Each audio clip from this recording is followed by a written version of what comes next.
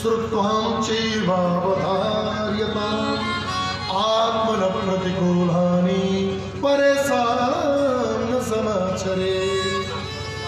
जो चीज अपने को बुरी लगती हो वो दूसरे के लिए ये सबसे बड़ा कर्म है। हाँ, जो चीज अपने लिए अच्छी न लगती हो वो दूसरे को भी न करो। अब एक मतलब ही नहीं कि शुगर के चलते हम चाहे नहीं पिए तो दूसरों को नहीं पिए दे, ऐसा कोनो मतलब नहीं कि किसी का हानि न हो उस पर ध्यान रखना है। गुड़ खिला के थोड़ी बना पाता, चीनी खिला से दिक्कत ना, चीनी से शुगर बढ़े, गुड़ खिला से कोनो दिक्कत नहीं। अच्छा देखिए बहुत देर हो गया, एक बार प्रेम से बोलिए जय श्री कृष्ण। जय श्री कृष्ण। जोर से बोलिए जय श्री कृष्ण। पश्चिम दर्गी ने अपना पश्चाताप किया और पश्चाताप करके भगवत धाम को चला गया। उसी वंश में पुरंजन आदि की भी कथा आया जो सब लोग भगवत धाम को प्राप्त कर गए। इसके बाद श्री सुखदेव जी महाराज कहते हैं कि राजा परीक्षित अब सुनो, मैं महाराज मनु के द्वितीय पुत्र की कथा सुनाता हूँ कि प्रियव्रतो भागवत आत्माराम कथं मुने गृहे रमत यत्नो कर्मणोद पराव। प्रियव्रत नाम के जो दूसरे पुत्र थे, प्रियव्रत का मतलब क्या होता है? प्रियव्रत का मतलब होता है श्रेष्ठ व्रत, उत्तम संकल्प, श्रेष्ठ विचार युक्त जीव को प्रियव्रत कहा जाता है। प्रेम से बोलिए जय श्री कृष्ण। जय श्री कृष्ण। प्रियव्रत महाराज के वंश में आगे चलकर के एक राजा हुए जिनका नाम आगमिंद्र हुआ। उसी वंश में नाभि हुए। नाभि ने यज्ञ किया, यज्ञ से भगवान प्रकट हुए, भगवान से वरदान मांगा मुझे भगवान ही पुत्र चाहिए, तो उनके यहाँ भगवान ऋषभदेव प्रकट हुए। बोलिए ऋषभदेव भगवान की। ऋषभदेव भी भगवान की एक अवतार है। ऋषभदेव भगवान के 100 पुत्र हुए जिसमें ज्येष्ठ पुत्र का नाम भरत था। एक दिन ऋषभदेव भगवान बैठे हुए थे और अपने सभी पुत्रों को बुलाया, बच्चों को बैठो, पिताजी कोई विशेष? हाँ आज बहुत विशेष है बेटा। आदेश? मेरा एक प्रश्न है बच्चों तुमसे, यह मानव शरीर विवेक युक्त, ज्ञान युक्त यह मानव जीवन क्यों मिला है हमें? बताओ। यह मानव शरीर ईश्वर ने हमें क्यों दिया है? बताओ कृपा करके। पिताजी का बात का उत्तर देना बहुत उत्तम नहीं समझा, और उत्तर देने से बेहतर है कि उत्तर सुन लेना ज्यादा अच्छा है। सभी पुत्र सिर झुका करके बैठ गए। ऋषभदेव बोले कि बेटा, क्या हम लोग अपने जीवन को भोजन बना करके खा करके उदर भरने के लिए मानव शरीर मिला है? यदि हाँ तो इससे अच्छा कुत्तों का जीवन है। खूब परिश्रम करके संपत्ति बनाने का जीवन मिला है, तो संग्रह तो मधुमक्खी भी करती है और परिश्रम तो गधा भी करता है। मकान तो चींटी भी अपने लिए बनाती है, फिर उस चींटी में, उस मधुमक्खी में, उस गधे में, उस कुत्ते में और हम में क्या अंतर है? मेरा कहने का अभिप्राय अन्यथा न लो तो एक बात कहूं, जीवन में सब कुछ का निर्माण जरूरी है। घर का निर्माण जरूरी है, पुत्र पौत्रों का निर्माण जरूरी है, गाड़ी का निर्माण जरूरी है, अपने शरीर को स्वस्थ रख करके मस्त रखने का कार्य करना भी जरूरी है। लेकिन एक बात ध्यान रखना, जीवन में निर्माण जितना जरूरी है, जीवन का निर्माण भी उतना परम जरूरी है। उतना परम जरूरी इस जीवन को निर्वाण को प्राप्त कराना भी है। बाबूजी, इसके लिए क्या करना चाहिए? एक काम करो, नायम देहो देहलोके विभाजन काष्ठान कामान अर्हते बिंबुजोयम कि तपो दिव्यं पुत्रकायेन सत्वं शुद्धे दस्मात् ब्रह्म सौख्यम त्वनोक्तम्। तप करो, स्वाध्याय करो, संतों की शरणागति लो, भागवत की कथा सुनो, राम की कथा सुनो, जो सुनो उसको गाओ, भजो, स्मरण करो। सुना क्या है समझो, और समझ लिया तो उसको जीवन में, तदाचरण में, उसके अपने जीवन के प्रैक्टिकली प्रयोग में लाने का प्रयास करो। यह जीवन के उद्धार का मार्ग है।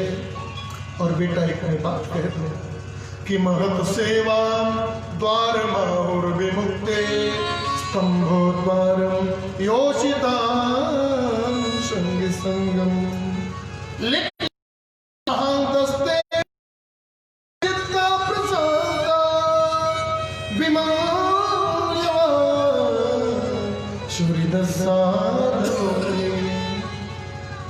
शराबी की संगति करोगे शराबी बनोगे, गंजेड़ी का संगति करोगे गंजेड़ी बनोगे, पॉकेट मार का संगति करोगे पॉकेट मार बनोगे, पंडित जी के संगति कर लो 6 महीना पंडित बन जाओगे। अभ्यासन के संग रहत रहत के अपना आदमी व्यास भी बन जाता है। हाँ, भजन गाते गाते लोग व्यास बन जाते हैं, बहुत खुशी की बात है। और शास्त्र कहता है कि जाइए न वहां जहां संगति कुसंगति है, क्यों? कायर के संग सुर भागी है बेभागी है। अरे फूलन की वास को फूलन की होती तो कामिनी के संग काम जागिए बेजागिए, लेकिन काजल की कोठरी में कितनों भी सयान हो जाए, काजल की एक दाग लागी है। सावधानी हटेगी तो दुर्घटना। आप लोग भी बोलिए बीच बीच में कबो कबो, सावधानी हटेगी तो दुर्घटना घटेगी। इसलिए महत् सेवाम द्वार माहुर विमुक्ते स्तंभ द्वारम योषिताम संग संगम। करना क्या है? बोले एक काम करो, महांतस्ते समचित्ता प्रशांता। महापुरुषों के संत महापुरुषों की शरणागति लो, लेकर के उनके द्वारा अपने सोए हुए जीवन को, सोए हुए भाग को, सोए हुए नसीब को जगा लो। कि अरे किस धुन में बैठा बाबरे, अरे किस धुन में तू मस्ताना है, ओ सोने वाले जाग जा संसार मुसाफिर पाना है, ओ सोने वाले जाग जा संसार मुसाफिर पाना है। किस धुन में बैठा बाबरे, किस धुन में बैठा बाबरे, किस धुन में बैठा ओ सोने वाले जाग जा संसार मुसाफिर पाना है, ओ सोने वाले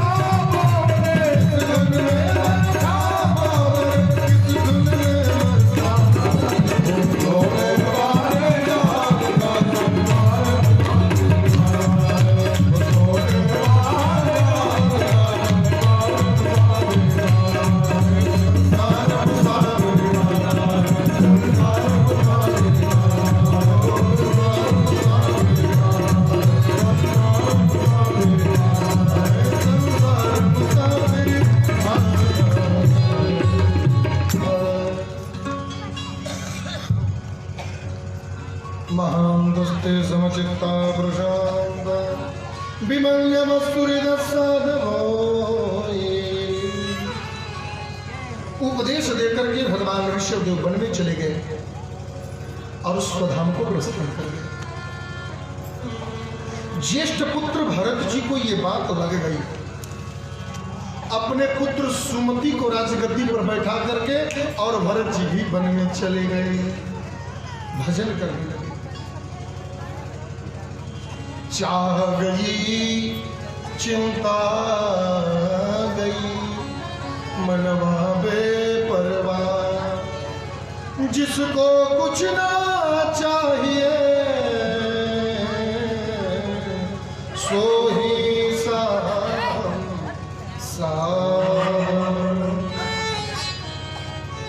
जिसको कुछ नहीं चाहिए वो दुनिया का सबसे बड़ा शहंशाह है। सब कुछ त्याग दिया और चले गए जंगल में। गंडकी नदी के तट पर बैठ करके तपस्या कर रहे थे। उसी समय एक बड़ा करुण दृश्य उपस्थित हो गया। उसी गंडकी नदी में एक हिरण पानी पीने आई थी। पीछे से कोई बब्बर शेर उस हिरण की ताक में आ रहा था खाने के लिए। हिरनी जल पी रही थी, तब तक कुछ आवाज सी सुनाई पड़ी। हिरनी पीछे मुड़कर देखी, बब्बर शेर। क्या करें, पीछे शेर है, आगे इतनी खाई भरी नदी, ठंडा प्रदेश, बर्फीला पानी। जब तक कि हिरनी सोच पाती क्या करे, बब्बर शेर पास में आ गया। भय के मारे हिरनी उसी नदी में चिपकंग लगा दी। नीचे आकर के नदी में पत्थर पर गिरी। उस हिरनी को गर्व था और पत्थर पर गिरने के कारण उसके पेट से प्रसव हो गया, उसका बालक जन्म ले लिया। जल में गिर करके वह हिरण बहने लग गया, बच्चा भी बहने लग गया। शेर का भय, पत्थर पर गिरना, ठंडा प्रदेश, बर्फीला पानी, प्रसव की पीड़ा। हिरनी मर गई, बच्चा मरता हुआ जा रहा था। उसी समय श्री भरत जी की दृष्टि पड़ गई उस पर। एक जीव है, तड़प रहा है, इस जीव की रक्षा करना हमारा कर्तव्य है। गए, उठाकर ले आए, लाया, उसको आग तपाया, शरीर का पानी पोंछा, उसके शरीर को गर्म किया, गर्म करके कुटिया में बैठा दिया। छोटे छोटे दूब, छोटे छोटे घास ले आए, ला करके खिलाए। 1 दिन किया, 2 दिन किया, 3 दिन किया, 5, 10, 15 महीनों बीत गए। धीरे धीरे धीरे धीरे भजन करना खत्म हो गया। परिणाम, आए थे हरि भजन को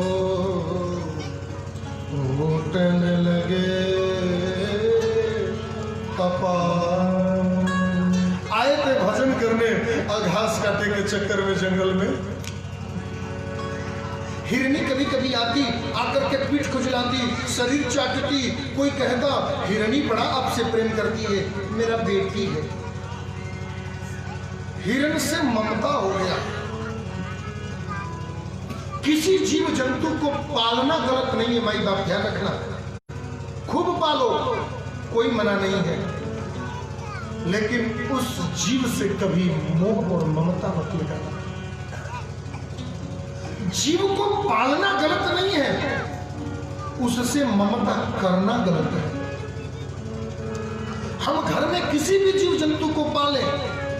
मैं तो इतना कहता हूं कि अपन 2 घंटा जो अब मैं क्या बोलूं, कुत्तों के बारे में तो कुछ बोल नहीं सकते। हाँ, समस्या है। अगली बार कुछ गलती से बोल दिए थे हम, उसका परिणाम बहुत भयावह निकला।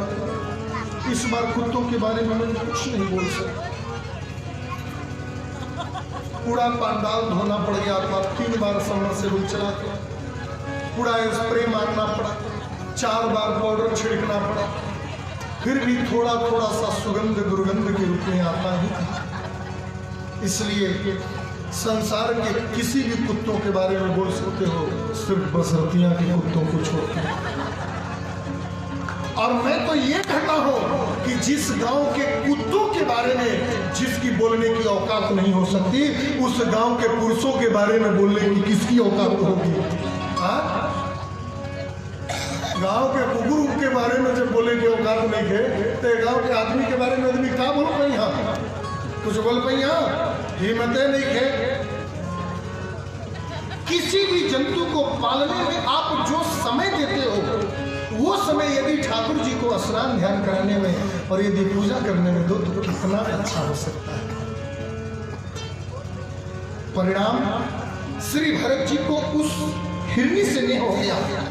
एक दिन वह हिरणी कहीं भाग गई जंगल में, उस हिरणी के याद में तड़पते तड़पते भरत जी मर गए। लिखा है कि नेहमिक्रमणारस्तु प्रत्यवायो न विद्यते स्वल्पमस्य धर्मस्य प्रातो महतो भया। पूर्व जन्म के किए थोड़े से पुण्य के कारण हिरण अगले जन्म में जाकर के भरत जी हिरण बन गए, लेकिन उनको ये बात याद है कि मैं हिरण नहीं हूं, मैं भरत हूं। हम लोग कई बार कहते हैं कि पूजा करने से क्या होता है, पाठ करने से क्या होता है। भागवत में लिखा है स्वल्पमप्यस्य धर्मस्य त्रायतो महतो भयात्। थोड़ा सा किया गया पुण्य, थोड़ा सा किया गया दान, थोड़ा सा किया गया पूजा, कभी कभी भयावह से भयावह विपत्ति से त्रायतो हमको उससे मुक्त कर देता है, हमको उससे वंचित कर देता है। त्रायतो महतो भयात्। उसी का परिणाम है कि भरत जी को याद है मैं हिरण नहीं, मैं तो हिरणी हूं, मैं भरत हूं। ये तो हिरण के चक्कर में मैं हिरण मर गया। एक दिन जंगल में आग लग गया, पुनः मर गए। अगली बार अंगिरस गोत्रीय ब्राह्मण के घर में भरत जी का पुनः जन्म हुआ। माता पिता ने उनको बहुत बड़ा विद्वान बनाना चाहा, भाई लोगों को बहुत उनसे आस थी, लेकिन जन्म लेते समय से ही उनको यह बात ज्ञात था कि मैं अंगिरस गोत्रीय ब्राह्मण नहीं, मैं वही हिरणी हूं, मैं वही भरत हूं, मैं वही भगवान ऋषभ का पुत्र हूं। अब इस संसार की माया में पड़ करके मुझे फंसना नहीं है, भगवान का भजन करना है। एक क्षण भी भगवान के भजन के बिना समय व्यतीत नहीं करना। एक समय की बात है, माघ के मेले में प्रयागराज में प्रभुपाद श्री गौरांग देव जी चैतन्य महाप्रभु आए थे दर्शन करने। ध्यान से सुनिएगा, जगन्नाथपुरी से चैतन्य महाप्रभु आए थे दर्शन करने, स्नान करने, और श्रद्धा वृंदावन से वल्लभाचार्य स्वामी जी आए हुए थे। दोनों लोग आपस में एक जगह बैठे, संत ब्राह्मण लोग भी बैठे थे, भक्तों का तांता लगा हुआ था। गौरांग महाप्रभु, चैतन्य महाप्रभु, और एक तरफ वल्लभाचार्य स्वामी जी महाराज जिन्होंने अपने गोद में रख करके बांके बिहारी को खिलाया। दोनों संत बैठे थे। किसी ने पूछ दिया व्यक्ति के मुक्ति का उपाय क्या है, तो श्री गौरांग महाप्रभु चैतन्य महाप्रभु ने बड़ी सुंदर बात कहा। फूफा जी कहे गौर भव तजे जीव यदि हरि सुमिरन छिन पलक धरी। एक क्षण भी जीव परमात्मा के भजन से यदि वंचित रह जाए तो वह जीव इस संसार के भवसागर में पुनः पड़ जाता है। एक क्षण भी यदि भगवान का भजन छूट जाए तो, ये चैतन्य महाप्रभु का कहना था। तो वल्लभाचार्य जी से पूछा गया आपका क्या कहना है, तो कहे बल्लभ भव परे जीव यदि निमिष मात्र प्रभु सुधि बिसरी। एक क्षण भी यदि जीव भगवान का नाम स्मरण कर ले तो वह संसार पार जा सकता है, भगवत धाम को प्राप्त कर सकता है। एक संत कह रहे हैं कि एक क्षण भी भगवान का भजन कर लो तो आपको मोक्ष मिलेगा। और एक संत कह रहे हैं कि एक क्षण भी यदि भगवान के भजन से वंचित रहोगे तो संसार में पड़ जाओगे। वह क्षण कौन सा है? बोले जन्म जन्म मुनि जतन कराई, राम कही अंत समय का वो एक क्षण आपने भजन कर लिया तो मोक्ष मिलेगा, भजन छूट गया तो नरक मिलेगा। अब कई लोग सोचते हैं कि जब अंतिमे समय नाम लेहले से मुक्ति मिली तो एक घड़ी परेशान भैया के का जरूरत बा। अंतिमे समय में नाम ले लेहल जी, अंतिमवे समय में माई बाप इस दुनिया में अंतिम समय कोई देखा है? क्यों नहीं देखा है? बहुत लोगों को कुर्सी पर बैठे बैठे लुढ़कते हुए देखा गया है। बहुत लोगों को लाखों रुपए का सोफा पे सो करके और सोते रह गए हुए देखा गया है। मौत कब आपको गले लगा लेगी कोई नहीं जानता। इसलिए श्वास में कृष्ण भजो, वृथा श्वास जनिको, ना जाने आश्वास की क्रियावन हो। हर क्षण भजन करो, यह सोच करके श्री जड़भरत जी महाराज वन में प्रस्थान कर गए। वन में बैठे हुए थे, उसी रास्ते से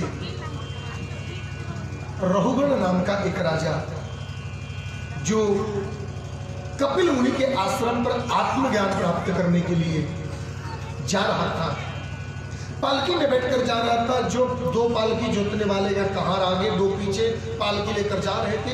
एक पालकी जोतने वाले का तबीयत खराब हो गई।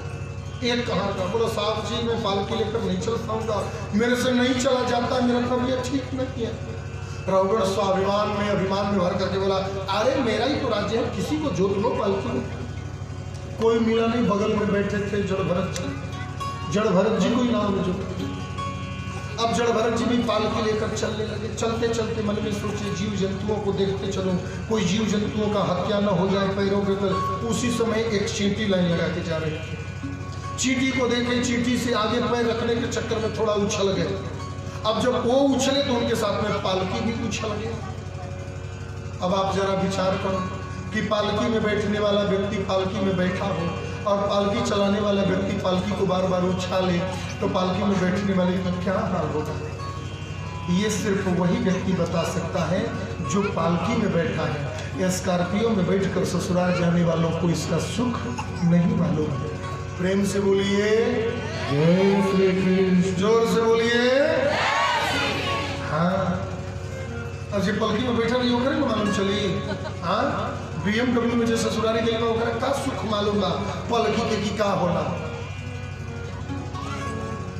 जड़भरत बोला किसने पालकी को वो कर दिया, मेरे सिर में चोट लग गया। रहुगण जोर जोर से चिल्लाने लगा। जड़भरत जी हाथ जोड़कर खड़े हो गए, महाराज मुझसे गलती हो गई। रहुगण नीचे उतरा, बोला तुम जानते नहीं हो मुझे, मैं कौन हूं? मेरा नाम रहुगण है। काल दंड देने में यमराज से भी ज्यादा लोग मुझसे डरते हैं। ऐसा दंड दूंगा, ऐसा दंड दूंगा, जीवन भर याद रखोगे। देखने में मोटे लगते हो, देखने में लंबे लगते हो, देखने में हृष्ट पुष्ट लगते हो, लगता है खाते पीते परिवार के हो, लगता है खूब खाते पीते हो। पालकी ढोने में जान जाती है, इतना छोटा पालकी नहीं ढो सकते, 3 लोग ढो रहे, तुम नहीं ढो सकते। तुम्हारी हिम्मत कैसे हुई मेरे पालकी को उछाल मारने की? मेरे कोमल सिर में चोट लग गया। बार बार बार बार बार बार बार बार जोर जोर से चिल्ला करके लगा रहुगण डांटने जड़भरत जी को। सुखदेव जी को यह दृश्य देख करके आंखों में आंसू आ गया। सुखदेव जी रोने लगे और सुखदेव जी कहते हैं कि परीक्षित जरा इस दृश्य को आंख बंद करके देखो, जरा एक बार इस झांकी को देखो। जिस जड़भरत ने अपने मां से कभी बात नहीं किया जीवन में, जिस जड़भरत ने कभी अपने पिता से मुंह खोल करके बोला नहीं, भाई भौजाई परिवार सगी बहन से जिसने कभी बात नहीं किया, वही जड़भरत आज रहुगण की इस मूढ़तापूर्ण वार्तालाप पर आज रहुगण को जवाब दे रहे हैं। रहुगण से कहते हैं श्री जड़भरत जी कि त्वयोदितं व्यक्तमभि प्रलब्धं भर्तुष्यमेष्य दधिधीरभारः कि गन्तुर्यदीस्या दधिगम्यमध्वा पिबेति रासो न विदां प्रवादः। राजन, तुम किसको मोटा कह रहे हो? मुझे? माफ करना, मैं मोटा नहीं हूं। मुझे मोटा मत कहना, मोटा मैं नहीं हूं। तुम मुझे कह रहे थे कि बहुत लंबे हैं, मैं लंबा नहीं हूं। तुम कह रहे थे कि बहुत खाते होगे, माफ करना, मैं खाता भी नहीं हूं। तुम कह रहे थे कि बड़े बड़े उच्च परिवार के हो, मैं उच्च हूं कि नीचे हूं ये मेरे को नहीं मालूम। तुम कह रहे थे कि पालकी का भार तुमसे ढोया नहीं जाता, पालकी का भार मैं ढो भी नहीं रहा था, और पालकी ढोना मेरा काम भी नहीं है, और संसार में किसी की औकात नहीं जो मुझसे पालकी ढोवा ले। ध्यान से सुनिएगा, इसको रहुगण संवाद बोलते हैं। यह भी भागवत का एक उपाख्यान है, और मैं जब भी कोई उपाख्यान आता है तो मैं एक बार निवेदन कर देता हूं कि आप लोग ध्यान से सुनिए, क्योंकि भागवत के उपाख्यान आज के समय में जल्दी कोई सुनाता नहीं है, और कोई सुनाए तो फिर लोग सुनते नहीं है, बैठकर बतियाते हैं। लेकिन यहाँ तो बहुत प्रेम से सब लोग सुन रहे हैं कथा, तो फिर मेरा इच्छा है कि मैं सुनाते चलो। इसको रहुगणोपाख्यान बोलते हैं, आप लोग प्रेम से सुनिए। मैं मोटा नहीं हूं, मैं दुबला नहीं होता राजन, मैं लंबा और नन्हा नहीं हूं राजन। मेरा पालकी ढोना काम नहीं, पालकी में ढो नहीं रहा था, और किसी की औकात नहीं जो मुझसे पालकी ढोला गया। रघुगण बोला लेकिन अभी ढो तो रहे थे, बोले वो मैं नहीं था। रघुगण बोला हे भगवान तो कौन था? तुम ही तो थे। बोले नहीं मैं था ही नहीं। राजन, मेरा काम पालकी ढोना नहीं है, मैं पालकी नहीं ढोता। तुम कह रहे थे दंड देने के लिए, तुम क्या दंड दोगे राजन? तुम क्या दंड दोगे? स्वयं विधाता भी मुझे दंड नहीं दे सकता, स्वयं परमात्मा नारायण भी मुझे दंड नहीं दे सकता, क्योंकि दंड शरीर को दिया जाता है राजन, और मैं शरीर नहीं हूं, ध्यान रखना। मोटा होना शरीर का कर्तव्य है राजन, और मैं शरीर नहीं हूं। पतला होना शरीर का कर्तव्य है राजन, मैं शरीर नहीं हूं। पालकी ढोना शरीर का कर्तव्य है राजन, मैं शरीर नहीं हूं। तुम कह रहे थे कि दंड दोगे, दंड दोगे तो कष्ट शरीर को मिलेगा, कष्ट मन को मिलेगा, लेकिन मुझे नहीं, क्योंकि मैं आत्मा हूं। ना आत्मा को कभी कष्ट होता है राजन, ना आत्मा को कभी सुख होता है राजन। मैं कष्ट और सुख से परे हूं। तुमने मेरे सिर पर पालकी रखा तो क्या समझा कि मुझे वजन लग रहा था? मुझे कोई वजन नहीं लग रहा था, और वजन लगेगा क्यों? एक मिट्टी का लोंदा ये पृथ्वी है, उस मिट्टी के लोंदे पृथ्वी के ऊपर एक मिट्टी का लोंदा मैं खड़ा हूं। उस मिट्टी के लोंदे के ऊपर एक मिट्टी का लोंदा पालकी है राजन, और उस मिट्टी के लोंदे रूपी पालकी के ऊपर एक मिट्टी का लोंदा तुम बैठ गए हो। बताओ, संसार में मिट्टी के ऊपर मिट्टी के ऊपर मिट्टी के ऊपर मिट्टी के ऊपर मिट्टी यदि रखी जाए तो क्या नीचे वाले मिट्टी को कभी भार लगता है? नहीं लगता। शरीर को कभी भार नहीं लगता राजन, भार मन को लगता है, और मैं मन नहीं हूं, मैं तो आत्मा हूं राजन, और आत्मा को कभी भार नहीं महसूस होता। कहां जा रहे हो? मैं जा रहा था, मैं कपिल मुनि के आश्रम पर आत्मज्ञान लेने जा रहे हो, और मूर्खों की तरह व्यवहार करते हो। जिसको अपने और अपनों में भेद न समझ में आए, जो हर जीव और हर प्राणी के अंदर बैठे परमात्मा का दर्शन नहीं करे, वह व्यक्ति भला क्या खाक आत्मोपदेश लेगा, और उसको क्या खाक आत्मोपदेश प्राप्त होगा? बड़े चले आत्मोपदेश लेने के लिए। रघुगण बोला वो तो सब ठीक है महाराज, लेकिन एक बात सबसे पूछनी है। क्या? आप कह रहे हो कि आपको कष्ट नहीं होता, ठीक है मैं मान लिया, लेकिन एक बात बताओ, ये इंद्रिय, ये शरीर को जो कष्ट मिलेगा वो इंद्रियों को मिलेगा? बोले हाँ मिलेगा। बोले जो इंद्रियों को कष्ट मिलेगा वो बुद्धि को मिलेगा? बोले हाँ मिलेगा। बोले जो बुद्धि को कष्ट मिलता है, बुद्धि के द्वारा वही मन को ज्ञात कराया जाता है, तो फिर मन को कष्ट मिलता है? बोले मिलता है। बोले मन के कष्ट मिलने पर मन के साथ ही तो आत्मा है, तो फिर आत्मा को क्यों नहीं कष्ट मिलता? ये संबंध तो वैसे ही है जैसे कि एक चूल्हा ले लो। चूल्हा समझते हैं आप लोग? चूल्हा जिस पे भोजन बनाते हैं, हाँ चूल्हा के ऊपर कोई बर्तन रख दो, नीचे आग लगा दो, उसमें पानी डाल दो और पानी में चावल डाल दो। आग का संबंध किससे है? आग कष्ट स्वरूपा है। उस कष्ट रूपी आग का संबंध किससे है? उस केतली से, बर्तन से है। बर्तन का संबंध किससे है? पानी से है। पानी का संबंध किससे है? चावल से है।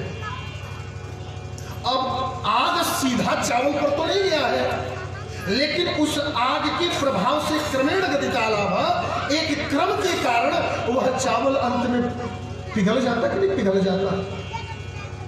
तो उसी प्रकार इस शरीर, इंद्रियां, बुद्धि, मन के माध्यम से इस आत्मा को कष्ट क्यों नहीं होता? ध्यान से सुनिए। इस बात को सुन करके जड़ भरत बहुत हंस और बोले कि राजा अकोविद बाद तुमने बहुत अच्छा प्रश्न किया। उस आग के संसर्ग क्रम के कारण वह चावल भात बन गया, चावल में परिवर्तन हो गया। अगर उस चावल के जगह पर हम पत्थर डाल दें तब? चावल के जगह पर पत्थर डाल दे तब पत्थर गलेगा नहीं? धड़ाक दुनिया के मारी दंड बढ़िया से नहीं देखो देखा हो कतना नहीं जोड़ी परम्परा काहे चावल संगे वो पानी में बोलल ह चावलवा गल गेल नहीं गलल ह ना पत्थर न ह यही गल जाई ना गली। चावल के जगह पर जिस तरह पत्थर नहीं गलता उसी तरह यह आत्मा जो है वह पत्थर है, चावल नहीं है। चावल परिवर्तनशील है राजन, आत्मा परिवर्तनशील नहीं है। किसी भी स्थिति में आत्मा परिवर्तित नहीं हो सकता। आत्मा त्रिकालबाधित सत्य है, आदि मध्यांत सत्य है, अपरिवर्तनीय सत्य है, निर्विकास निर्विशेष निरीह सत्य है। वह किसी भी स्थिति में बदला नहीं जा सकता। इसलिए तमाम चीजों के भी संसर्ग से वह सुख और दुख मन तक आकर सीमित हो जाता है, वह आत्मा को स्पर्श नहीं करता। हम लोग कई बार कहते हैं कि तन की ऐसे दूध पी नहीं तो हमारा आत्मा के बड़ा कष्ट पहुंची। माई बाप, आपकी भावना श्रेष्ठ है, लेकिन शब्दों के भेद को समझना होगा। आत्मा को कभी कष्ट नहीं होता, कष्ट मन को होता है। कस्तुम निगूढ़श्चरति द्विजाना विवर्हि सूत्रम कतवो विदुष कि कहास्यासि कुत्रस्य हि पाति कस्मा क्षेमा दशिनोत शुक्लः। रघुगण ने पलट करके प्रश्न किया, कत्स्वाम निगूढ़, इतने गूढ़ वचनों को प्रकट करने वाले हे देवता आप कौन हो? त्वच्चरितम द्विजाना, आप ब्राह्मण लगते हो। क्यों? क्योंकि विभर्ति सूत्रम, आपके कंधे पर जनेऊ सूत्र है। और महाराज माफ करना, संसार में मुझे ब्रह्मा विष्णु रुद्र इंद्र यम वरुण कुबेर किसी से डर नहीं लगता। जड़भरत जी बोले बहुत निडर हो। बोले नहीं नहीं, एक व्यक्ति से डर लगता है। किससे? बोले ना हम विसंगो सुरराज वज्रा न कच्छ शूलान यमस्य दंडा। यम के दंड, शिव के पशुपदास्त्र त्रिशूल और ब्रह्मा के ब्रह्मास्त्र से मुझे डर नहीं लगता। मुझे एक चीज से डर लगता है कि नान्यर्क सोमा नीलवित पास्त्वा यक्षे वृषं ब्रह्मं महकुलावमाना। मुझे यज्ञ पवित्र धारण किए हुए नित्य गायत्री की उपासना करने वाले वेदवादी ब्राह्मणों से डर लगता है, क्योंकि उस ब्राह्मण का अपमान यदि हुआ और उसके मुख से एक बद्दुआ निकल गया तो फिर सत्यानाश हो जाएगा। इसलिए मुझे ऐसे ब्रह्म कुमार वाला ब्रह्म कुल श्रेष्ठ मणियों से मुझे बहुत डर लगता है। चरणों में गिर गया, पूछा आप कौन हैं? आप कौन हैं? जड़भरत जी ने कहा कि राजन, ये तुम्हारी दूसरी गलती है। क्या? राजन, जो तुम हो वही मैं हूं, और जो मैं हूं वही तुम हो। क्यों? एक सूर्य है, करोड़ों मटकी में पानी भर करके रख दो, करोड़ों मटकी में भरा हुआ पानी के अंदर झांकोगे, करोड़ों सूर्य दिखाई पड़ेंगे, लेकिन सूर्य करोड़ों नहीं, सूर्य एक है। उसी प्रकार इस शरीर रूपी मटकी के अंदर उस परमात्मा सत्ता का कृपा रूपी आत्मा हर मटकी के अंदर प्रतिष्ठित है।